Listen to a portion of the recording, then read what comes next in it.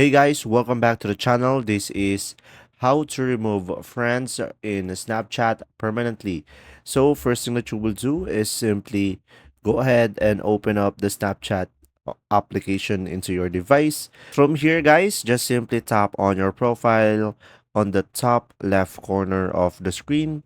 And from here, just simply scroll down until you see here my friends. So tap on my friends guys.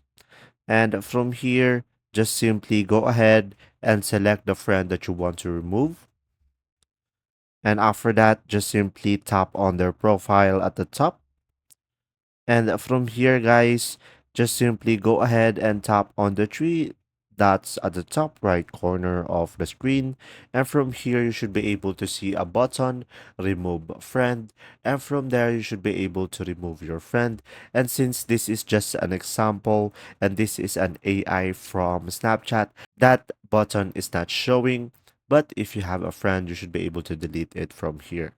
If this video was helpful, please like and subscribe, and thanks for watching. See ya!